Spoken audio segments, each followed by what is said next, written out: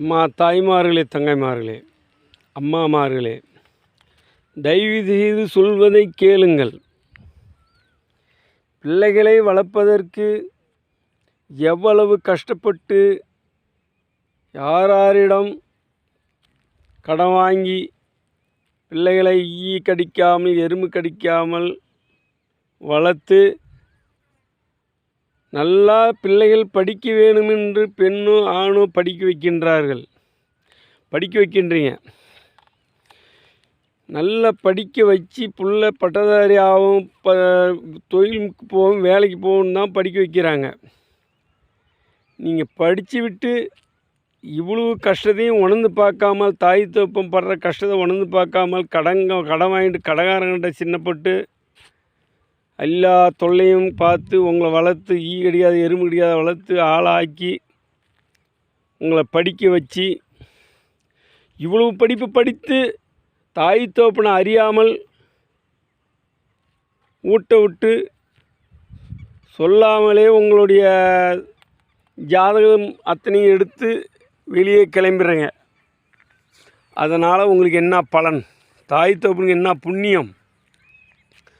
தாய் தகப்பன் மனது நொந்தால் நிம்மதியாக வாழ முடியுமா? தாய் தகப்பனுக்கு துரோகம் செய்யாமல் எனக்கு மனசில் இருந்தால் எனக்கு இன்னவனை தான் நான் கட்டிக்குவேன் அப்படின்னு சொல்லலாம். சொல்லாமல் எல்லை தாண்டி எல்லை எந்த திசையில் தான் போகிறீங்கன்னு தெரியாத அளவுக்கு போய் அதுக்கு மேலே ஃபோன் பண்ணி நான் எனக்கு பிடிச்சவனோட போயிட்டுன்னு சொல்கிறீங்களே, அவங்க மனம் எவ்வளோ பதறும். ஏதோ உயிர் பாதிக்குது. திரும்பி அந்த தாய் தகப்பனை உன்னால் சம்பாதிக்க முடியுமா? ஏன் அந்த பாவம் செய்கிறீங்க? 10 மாதம் சுமந்து பெத்த தாய் உயிரை பணியமாக வச்சு உங்களை பெற்று வளர்த்து ஈ எறும்பு கடிக்காமல் வளர்த்து பச்சை உதரம் இருக்க பாடுபட்டு உங்களை வளர்த்து காப்பாற்றி வவுத்து கட்டி வாயை கட்டி வளர்த்து கடைசியில் தாய் தகப்பனுக்கு துரோகம் பண்ணி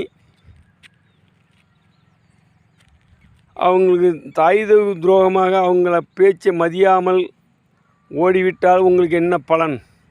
தாய் தகப்பன்னு சொல்லி சிறப்பாக நின்று அவங்களுடைய திருப்தியோடு உங்களுக்கு ஒரு நல்லதை செய்தால் அது உங்களுக்குன்னு புண்ணியம், பெற்றவங்களுக்கும் புண்ணியம். ஆனால் பெற்றவங்க மனசை முறிக்கிறீங்களா? அது நியாயமா? ஆணாகட்டும் பொண்ணாகட்டும் பெற்றவங்களை அறியாமல் செய்கிற தவறு எதில் போய் முடியும் தெரியுமா? பல வகையில் போய் முடியும். ஒன்று அடிதலில் முடியலாம், ஒன்று அவங்க மரணம் செய்யலாம், ஒன்று மானம் தாங்காமல் சொத்து சுகத்தை அழிக்கலாம், அவமானம் தாங்காமல் சொத்து சுகத்தை அழிக்கலாம். உங்களுக்கு ஒரு நிமிஷத்தில் வெள்ளமாக நினச்சி கிளம்புறீங்க. காலம்புறா உங்களை இத்தனை வயசு வரையும் வளர்த்தவங்களுக்கு எவ்வளோ மனசு நோகும். அந்த மனசு நோகாமல் அவங்களிடம் அனுமதி கேட்டு உங்களுடைய வாழ்க்கையை தேடணும். அதுதான் கடவுளுடைய உறுதி.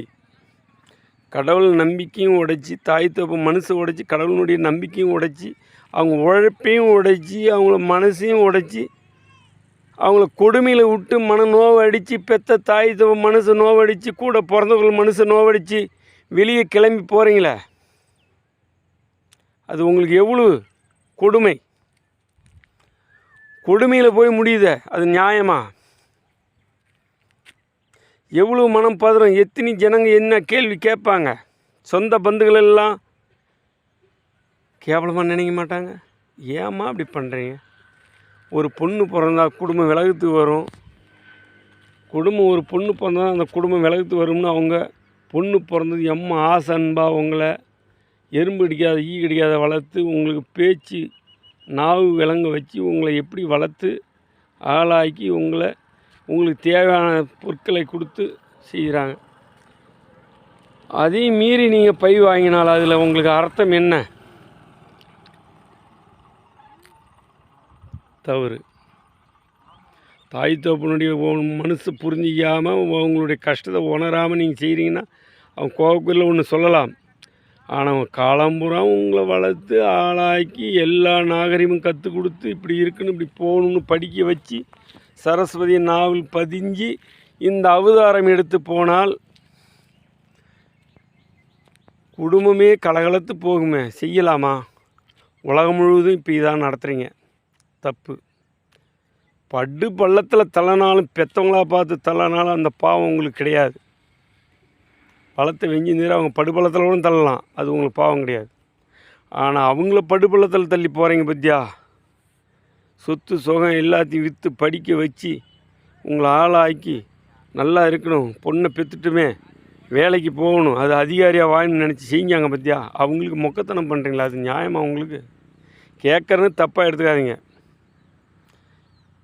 என்னை சாப்பிட விடாதீங்க, சாப்பிட விட்டாலும் என்னை கேட்காது, நான் கடவுளே கதின்னு வாயிறேன்.